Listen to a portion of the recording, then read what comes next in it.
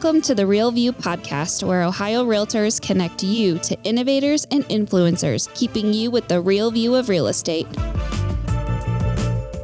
Whether you're a broker, agent, first-time homebuyer, industry leader, or just happen to stumble upon our podcast today, you can expect to hear tips, tools, tricks, interesting information, and so much more from the experts in Ohio's real estate game.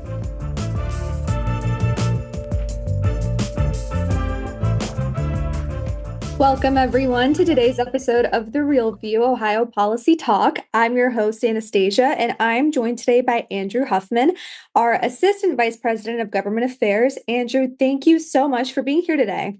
Thanks, Anastasia. Today, I wanted to chat a bit about the state's operating budget and our advocacy work on that front during the past few months. So at the beginning of each General Assembly, the legislature actually has to put together an operating budget that funds every part of state government for the following 2 years.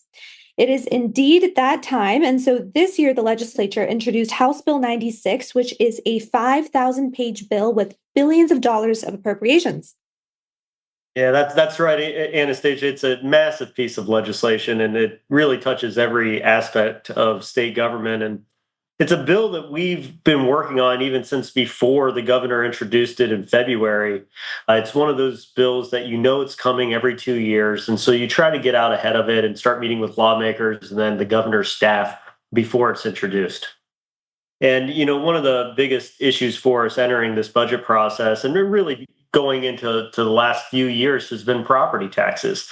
Everyone's property taxes are, for the most part, are going up, and it's really putting homeowners in a difficult spot. And lawmakers in Ohio have really kind of dragged their feet in getting some legislation passed. They haven't taken action. They've studied the issue, but it's time that they take action. And we are hoping that they use the state operating budget to pass some meaningful reforms. We at Ohio Realtors have really been spearheading the effort on those reforms. And earlier this year, we formed the Ohio Taxpayer Protection Coalition, along with the Ohio Chamber of Commerce and the County Auditors Association of Ohio, to help bring ideas to the table, which again will hopefully be implemented by lawmakers. And the governor didn't include any meaningful reforms in his budget, but when the House of Representatives made changes, they did include a provision in the bill dealing with property taxes, and they were really looking at school districts and how much school districts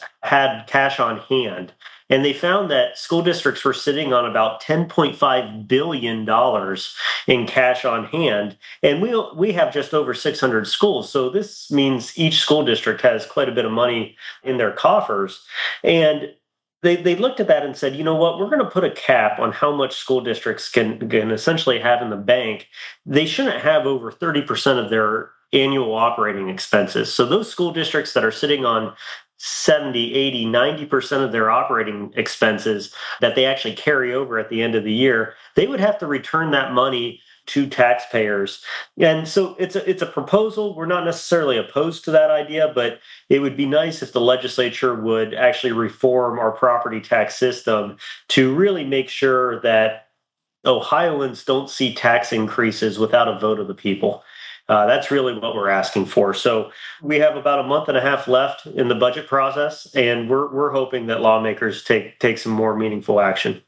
Thank you, Andrew. And since the General Assembly began in January, there have been a number of property tax reform bills that we have engaged on. Can you talk a bit about which property tax solutions we are advocating for at the State House? Yeah, again, our goal is to pursue policies that don't allow property taxes to grow without voter approval. We all support our schools and our libraries and our other local services, and they need to be funded. But they shouldn't receive large revenue increases simply because someone's home value increased. And so we are looking at some proposals that would close some loopholes and ensure guardrails are in place to prevent that from happening. One bill that we're pretty excited about is House Bill 186, and it separates property value increases from automatic tax hikes. And it does this by capping growth that a school district can receive to the rate of inflation. So any increase beyond that threshold would require a vote by the public, which again is kind of in line with the policies that we're trying to pursue Another bill is House Bill 28, and this just kind of cleans up the ballot language. It simplifies tax levies by removing a tax authority's ability to present replacement levies on the ballot that goes before voters. A lot of voters confuse replacement levies and renewal levies, and replacement levies can actually increase your property taxes. So by eliminating that, you get rid of the confusion between the two. It'll make voters more aware of what they're actually voting on. And then two other bills that we have supported are House Bill 129 and Senate Bill 66. And this improves how school districts' millage is calculated for what's called the 20 mil floor. And you may hear that term quite a bit. Over 2/3 of our school districts are on the 20 mil floor, which school districts are entitled, they're guaranteed 20 mils of funding. But if you're on that 20 mil floor, that means your revenues increase at the same rate as home values. And that was not the intent of our property tax system. But more and more schools have gotten creative with how they do their levies, and they started passing levies that don't count towards the 20 mil floor, such as emergency levies or school district income tax levies.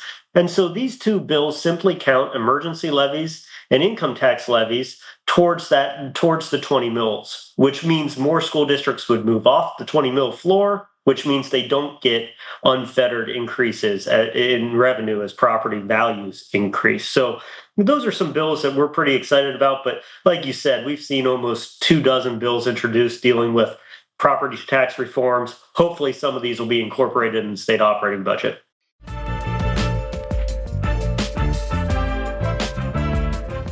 This episode of The Real View is brought to you by the Ohio Association of Community Colleges. Ohio's network of community colleges provides accessible training that accommodates the busy lifestyles of aspiring real estate professionals at half the price of a traditional university. With convenient locations in every part of the state, as well as online options, Ohio's community colleges are your smart choice for pre-licensing education. For more details or to start the journey to a real estate career, visit the education page at ohiorealtors.org and then click on the pre-license course locations.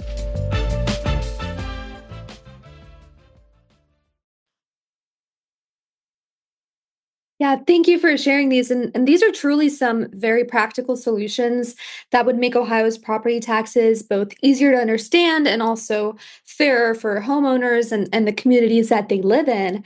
But properties aren't the only housing related priorities that we're focused on in the budget.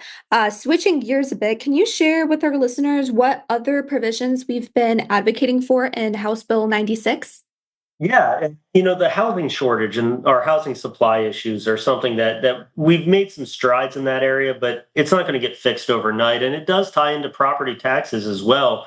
The reason why property taxes are so high is because demand for housing is so high. And if we can build more homes, that demand will go down and hopefully property taxes will go down slightly. But one big win that we were able to get in the operating budget was the creation of a Housing Accelerator Fund. And this fund provides $2.5 million each year to local governments that adopt pro-housing policies. So this could include things like reducing parking requirements, increasing density, expediting the permitting process, or developing pre-approval plans for developers. And these are all plans that are actions that will lead to higher, more construction and more homes on the market, which is certainly exciting. The 2.5 million, we would like to see the Senate increase that to a higher amount to benefit more local governments. But one thing that kind of in that vein, Anastasia, is Ohio Realtors have collaborated with the Greater Ohio Policy Center to create a kind of a zoning reform guidebook. And we're calling it the Housing Ohio Tools for Development. We did a big press conference in March and have been promoting this toolkit that we developed. And we hope that it can be adopted by local governments. And then on top of that, they'll get funding through this Housing Accelerator Fund to implement this toolkit. And, that could include implementing zoning reforms or adopting these pre-approval plans where a developer comes in. If they meet the specifications of those plans, they would get automatic approval, which should certainly reduce barriers to housing construction. And another thing that we have advocated for on the housing front is the Welcome Home Ohio program, which was created 2 years ago, and it was funding primarily for land banks to purchase and rehab single family owner occupied homes and then sell those homes at an affordable price point. The budget makes improvements to this program, and it allows more nonprofit groups to participate, groups like Habitat for Humanity and community development corporations. So we're really happy to see the improvements done with Welcome Home Ohio. It's a 2-year-old program, which is relatively young in government speak. So hopefully this program will grow and it'll have a larger impact throughout the state. And then another provision, Anastasia, in the budget. Last session, we passed House Bill 466, which dealt with written representation agreements that realtors must enter into with their clients. That took effect in October. And since that time, we've been working with the division, and they had asked us to clean up some of the language as far as definitions and terminology. So the bill that was passed last session used the term marketing a property. This would change it to advertising a property. And we used the term non-exclusive agreement, but we didn't define non-exclusive agreements. So the budget bill also makes some small technical changes to those definitions, but shouldn't really change how House Bill 466 is being implemented. So happy to see those clarifying changes done in the bill. Yeah, I'm very glad we could get that in, and the other provisions you mentioned are just such a huge deal for local communities. But I know that it's not all wins, and there were some concerning issues in this budget as well that were on our radar. Can you talk a bit about that? Yeah, the House of Representatives, they included language that changed how money in the Ohio Housing Trust Fund is administered. And the trust fund is something that we've at Ohio Realtors have supported because it provides funding for affordable housing options and homelessness benefits and improvements and programs. And it's a really good program, and it's funded by fees that are collected by the county recorders. Those fees are then sent to the Ohio Department of Development to be administered. And again, it's used to fund affordable housing projects and support for homelessness throughout the state. Unfortunately, the House changed this process. So instead of the Department of Development collecting all this money and distributing it, all the money from that collected for the Housing Trust Fund would stay at the county where it is collected, which may be fine in some counties, but others simply don't have the resources to administer this funding, and they won't collect enough money to really have a large impact on these housing initiatives. So we certainly have some concerns with that language. We've been talking with lawmakers, and we'll see if the Senate's able to make some improvements to this, to how that funding's distributed.